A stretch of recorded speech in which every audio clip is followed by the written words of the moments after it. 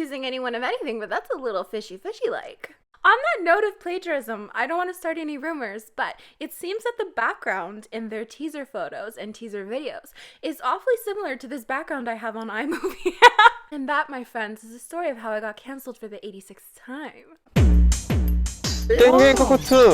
Hi, welcome to my totally legit K-pop news show. My name's Angelina, and today we're going to talk about a lot of Blackpink news, actually, including some accusations of copying, plagiarism, also some 21 parallels that a lot of fans have been pointing out. We're also going to be talking about the singer Ella Lee apparently plagiarizing Mamamoo's hip. And so much more, so let's get started. Actually, I'm going to stop you right there to remind you to subscribe, like, comment, and share this video with friends you don't have, because I tend to get in trouble when I mention Blackpink and 21 in the same sentence, and you wouldn't want to miss that, would you? Okay, so the first Blackpink news that I wanted to mention is the fact that Blackpink will be performing How You Like That for the first time ever on the Jimmy Fallon show. However, I also wanted to bring up the fact that my own mother doubts that this is true. And I was like, why, Mom? Why would you think that they were lying to us? And she said, Jimmy Fallon is retiring. And I didn't even bother to look into the validity of this because I've come to the conclusion that my mother is a Blackpink auntie. Anyways, on to some more things, which is comparisons. Now, this is my favorite thing. There are a lot of people who, of course, absolutely hate it when Blackpink are compared to 21. You know, they feel that Blackpink are their own group and should not ever, under any circumstances, be compared to 21. But then there are other people on the other end of that spectrum who really enjoy the comparisons, who really miss 21 and like to see the parallels. And I've been sent so many pictures that show these instances side by side. In this edit, we see all the members' similar looks side by side. And of course, there are a lot of people pointing out a lot of Lisa and Bom similarities, notably the fact that they have had bangs their whole careers. I'm not accusing anyone of anything, but that's a little fishy-like. But I digress. There are some people who use these comparisons in a kind of loving way, kind of showing their support for both groups. However, there are some people who are kind of getting angry at YG for seemingly recycling the same types of looks over and over again and kind of forcing Blackpink into 21's shadow. But I did want to touch on this very briefly. You know, the thing is, 21 have done everything from a cute concept to darker concepts to summer concepts. Everything, they have done it. Maybe not like a super cute concept like Girls' Generation O, but they've done it all. So the chances of doing something that 21 have not already done are very low. Especially if you're from a company that is known for having a specific look and a specific sound and a specific style. Now, I personally love comparisons. I've basically built my channel off of making comparisons. I don't think there's anything inherently wrong with that. However, I did make a video about Blackpink and 21 and why we tend to get a little bit more angry when we see parallels between Blackpink and 21 compared to when we see parallels between, let's say, TXT and BTS. Yet they're both examples of groups from the same companies who use the same producers, same stylists, all of that jazz. But you know, I think the pain from the disbandment of 21 kind of leaves us with a lot of questions, you know, of what ifs. Was that originally supposed to be a 21 song, even though that's kind of standard practice in the industry to kind of buy and sell songs between artists? But maybe I'll have to revisit the subject again. What do you think? I think at the end of the day, they will always be compared to 21. There's no doubt about it. 21 left such a huge legacy, such big shoes to fill. But also, in light of this picture in particular with, you know, Jennie and CL side by side, I was scrolling through Instagram and saw this picture of Jamila and she... Plagiarism! She's canceled! How could she?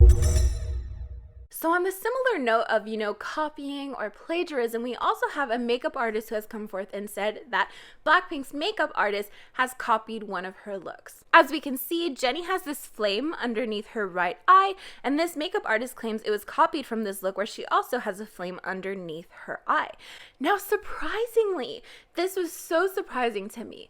A lot of fans have been showing support towards this makeup artist. A lot of them even demanding that she start working for Blackpink, that YG should hire her. While others were also expressing anger towards Blackpink's current makeup artist.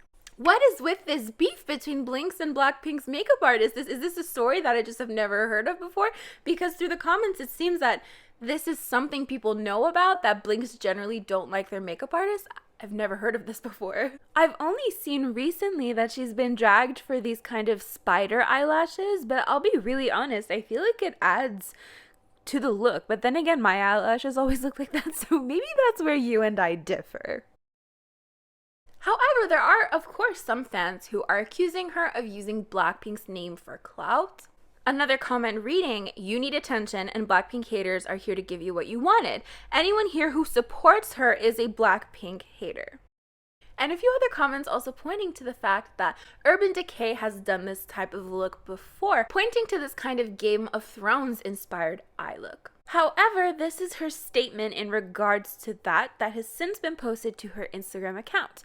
She starts off by acknowledging the seriousness of plagiarism and how big companies often profit off of others very unfairly, and then goes on to say, "I have also received many comments claiming that the flame makeup is a very common makeup trend and that there are many like it. Please find one flame look like mine created before me. I have never claimed to be the creator of the flame eye makeup. However, the eye look I created is not like the other flame looks you may find. I was in fact inspired by blades, not flames. The look is unique because of the placement under the eye, only on one eye with a unique flick in the inner and outer corner. The eye look was not changed at all, it was kept pink, and even the shading around the liner was replicated. There really is no valid argument against the fact that the look was a recreation of my original look from February. Makeup is complex when it comes to plagiarism. Looks like cut creases, winged eyeliner, etc. are very common, and an original creator is hard to determine, therefore plagiarism is hard to prove. However, in this case, it is very clear my makeup was plagiarized. All of the makeup artists I know can vouch for this. They know the field very well, and they're very familiar with all forms of flame eye makeup."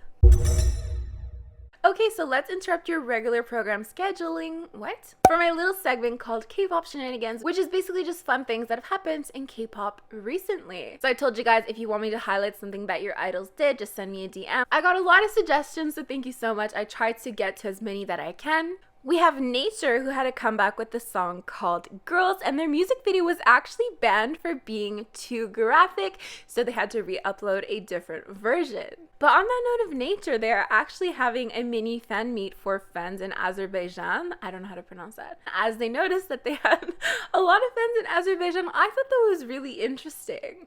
And we also have Luna, who have finally come out with a literally majestic light stick. Also, in fun things that have happened in K-pop, Blackpink have released another teaser for their new song, How You Like That, and this one, features denim. I don't know how I feel about this, but I'm so excited to roast their outfits already.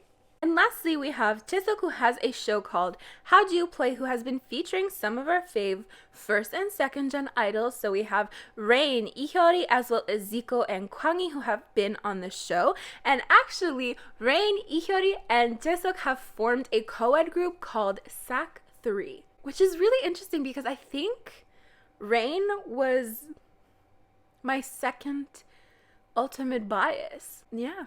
Ninja Assassin. A Love to Kill, The Family House, what was that show? Let's Go to School, I forget his name. I watched so many K-dramas just because he was in them. Not to mention, I'm a Cyborg but That's Okay was my favorite movie growing up due to its various existential quotes that I felt I could relate to, such as wishing you had a purpose in life as meaningful as a boiler.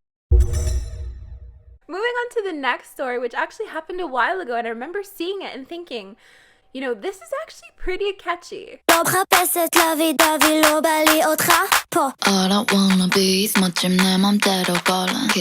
that more recently a lot of people have been noticing it and sending it my way. So let's talk about it.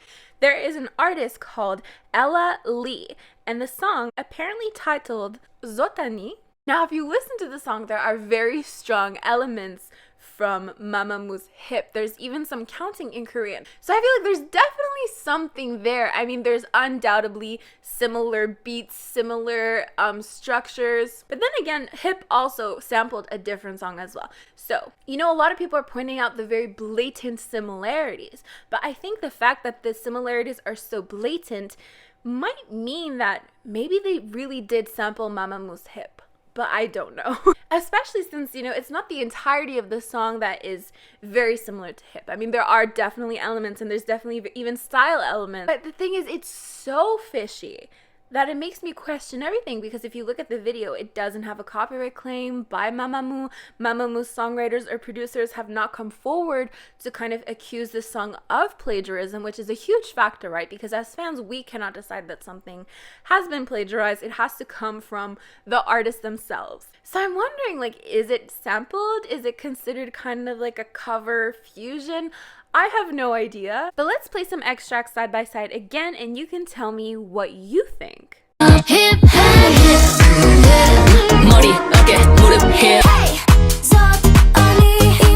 So again, some parts are really similar, some parts are just reminiscent of Mamamoo's Hip, and some parts aren't really similar at all. So it's really curious, but again, let me know what you think in the comments below.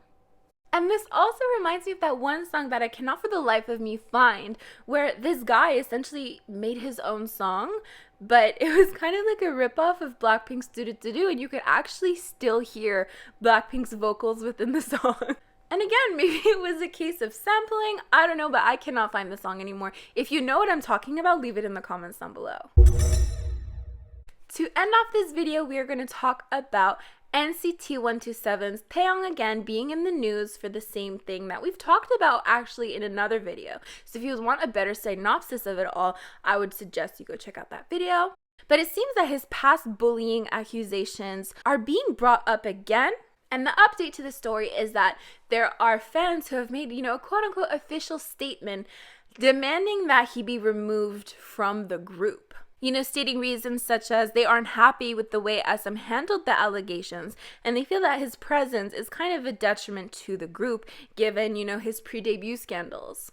So this comes from a Korean forum, and a lot of people are demanding that he be removed from the group. But then if you look on, you know, more internationally based sites like Twitter, it seems very one-sided. A lot of people saying that he should absolutely not be removed from the group, that it's really ridiculous to even bring up such a demand in the first place. And I'm not going to read any of the tweets because a lot of them are very passionate, to say the least. And this also brings up a very valid question. You know, where do we draw the line within K-pop on when we should and shouldn't kick people out of their groups? And which mistakes in particular, which big mistakes in particular merit them being kicked out? For you, what is the line? What is the line that an idol could cross that you think merits being kicked out of a group, if at all?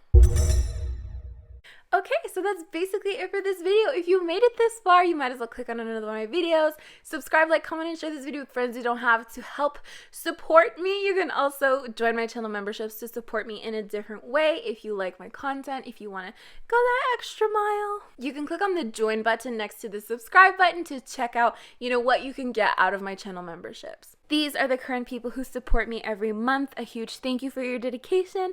It honestly means the world to me. As for me, I'm gonna get going. I will see you guys next time. Bye!